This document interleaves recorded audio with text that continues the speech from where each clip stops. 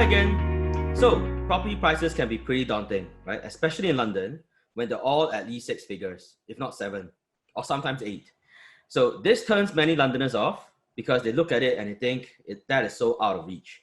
So in this session, we are going to break down the big number, that property price, and I'll show you how it is possible to buy a £230,000 brand new home in 2 years' time, starting from scratch, right? By saving £13 a day if you're single, or £6.50 a day if you're buying together with a partner. So why £230,000, right? Why not a nice round number like £200,000? Based on experience, we found that it is possible to find £200,000 brand new homes. However, they tend to be office conversions, which are of varying quality, or they are small size studios. Whereas £230,000 is a realistic sum to expect to buy a brand new, full-sized, one-bedroom home within a half-hour train journey to central London. First off, you're probably thinking, right, is £230,000 actually possible to buy a brand new home within commute to London?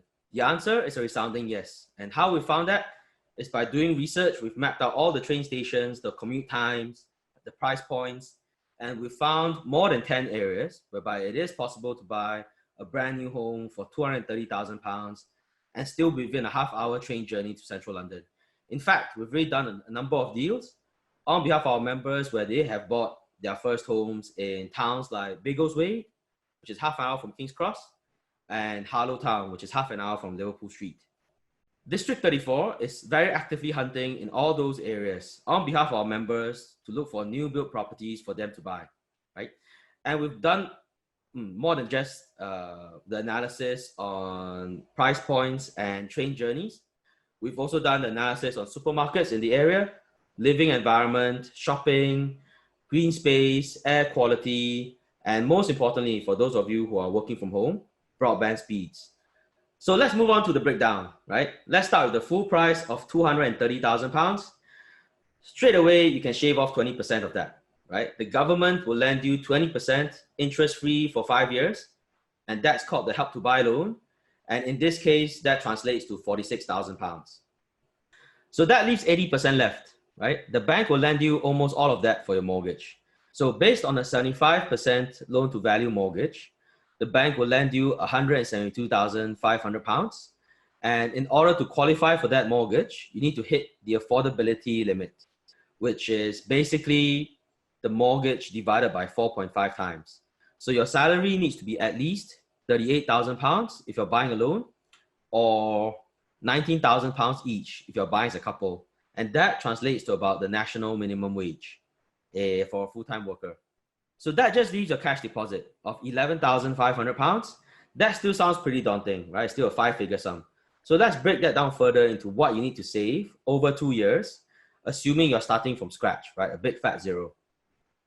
Did you know that you could get up to £1,000 a year tax-free from the government if you save in this special savings product called the Lifetime ISA, right? And how the Lifetime ISA works is for every pound that you put in, the government adds 25p on top. And that money, plus the bonus, can be used towards buying your first home or towards your pension. In this case, we're talking about buying your first home.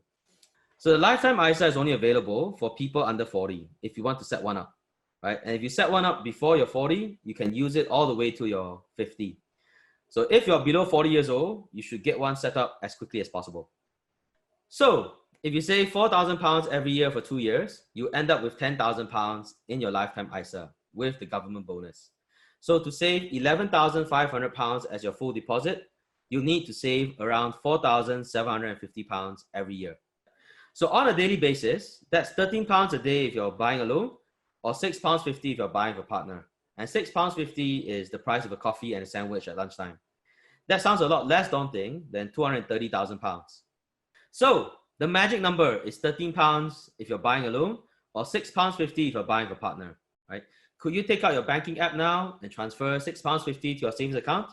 Because if you do, and you keep that for 2 years, you could be living in your own brand new home in 2 years' time, right? Not renting with your mom and dad, not renting someone else's room, but your very own brand new home within a half-hour train journey to central London. I'll see you next session.